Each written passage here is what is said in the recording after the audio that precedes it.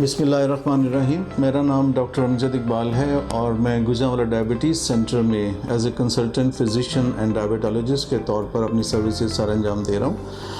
آج فارمیوو کے plate form سے مجھے ذیابیطس یعنی کہ ڈائبٹیز ملائٹس کے اوپر کچھ کہنے کا موقع دیا جا رہا ہے. تو میں عام پبلک کے لیے ایک میسیج ہے کہ ہمیں جب شوگر کا لفظ استعمال کرتے ہیں تو اس کو غلط طریقے سے سمجھا جاتا ہے. شوگر بنیادی طور پر کسی بیماری کا نام نہیں ہے، بلکہ جو بھی ہم خوراک کھاتے ہیں وہ خوراک ہضم ہونے کے بعد شوگر میں تبدیل ہو جاتی ہے اور ہمارے جسم میں جا کر طاقت فراہم کرتی ہے. اب یہ جو خوراک ہے مختلف وقت میں اس کی کمی بیشی ہوتی رہتی ہے، جس کی وجہ سے شوگر بھی کم زیادہ ہوتی ہے. لیکن ہمارے جسم میں اللہ تعالیٰ نے اس کو کنٹرول کرنے کے لیے ایک سسٹم لگایا ہوا ہے جس کو ہم لبلبا یا پینکریاس کہتے ہیں.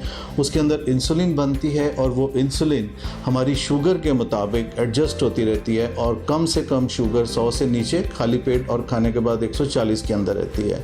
اس طرح اتنی شوگر اگر ہو تو ہمارے جسم کے لیے وہ فائدہ مند ہوتی ہے اور اس کو کنٹرول ہمارا لبلبا کر رہا ہوتا ہے. لیکن عمر کے کسی حصے میں آ کر یا بچوں میں چھوٹی عمر میں لبلبا کام کرنا چھوڑ دیتا ہے، یا جس کو ٹائپ 1 ڈائبٹیز کہتے ہیں، اور بڑی عمر میں یہ کم ہونا شروع ہو جاتی ہے جس کو ٹائپ 2 کی بیماری کہتے ہیں. اب اس میں بنیادی طور پر ہوتا یہ ہے کہ جب انسولین کم ہونا شروع ہوتی ہے تو وہ شوگر کی مقدار کو پورے طریقے سے کور نہیں کر سکتی، جس کی وجہ سے ہماری شوگر کی مقدار کم زیادہ ہوتی ہے. تو اب یہ چیز ہم نے باہر سے کنٹرول کرنی ہے، اور باہر سے کنٹرول کرنے کے لیے ہمارے پاس 3 چیزیں ہیں: پرہیز، دوائیاں اور انسولین. پرہیز کا مطلب یہ ہے کہ ہم کوئی بھی خوراک کھا لیں گے اس میں شوگر میں تبدیل ہونا ہے پانی کے علاوہ. لیکن ایک چیز ہوتی ہے جس کو ہم گلائسیمک انڈیکس کہتے ہیں، یا شوگر میں خوراک میں شوگر بڑھنے کی طاقت کو گلائسیمک انڈیکس کہا جاتا ہے، اور یہ مختلف خوراک میں مختلف ہوتی ہے. اگر یہ جتنی بھی کم ہوگی وہ اتنا شوگر کے مریضوں کے لیے فائدہ مند ہے.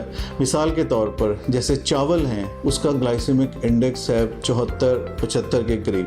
لیکن اگر آپ گندم کی روٹی کھائیں گے تو اس کا گلائسیمک انڈیکس 52 یا 52 کے قریب ہے. تو بہت ساری خوراک ایسی ہیں جس کا کہ شوگر بڑھانے کی طاقت بہت زیادہ ہے. چاول ہیں، سفید آٹا ہے، میدا ہے، اسی طرح سبزیوں میں آلو ہے. اور اگر ہم ان چیزوں کا استعمال کمی کریں گے تو ہماری کھانے میں شوگر کم ہوگی. ہم نے یہ دیکھنا ہوتا ہے کہ اگر ہماری دوائی سے ہماری شوگر ایک ٹارگٹ پہ آ رہی ہے تو ہم اس کو انسولین کی ضرورت نہیں ہوتی. لیکن اگر ہم پرہیز بھی کر رہے ہیں، دوائی بھی کھا رہے ہیں اور ہماری شوگر کنٹرول نہیں ہو رہی، تو اس کا مطلب ہے کہ ہمارے اندر انسولین بنانے کی صلاحیت کم ہو گئی ہے. پھر اس کے مطابق ہمیں باہر سے انسولین لینی پڑتی ہے. اب ہمیں سب سے اہم چیز یہ ہے کہ ہم پرہیز کریں، دوائی کھائیں یا انسولین لگائیں، سب کا ایک ہی مقصد ہونا چاہیے کہ ہم نے شوگر لیولز کو مینٹین کرنا ہے. اور ہم ایک ٹارگٹ پیشنٹ کو دے دیتے ہیں جس میں کہ کھانے سے پہلے والی شوگر 90 سے 125 یا 30 کے اندر کم زیادہ ہو جائے تو کنٹرول ہو گئی، اور کھانے کے بعد 120 سے 180 کے درمیان کم زیادہ ہو کے کنٹرول ہو جائے.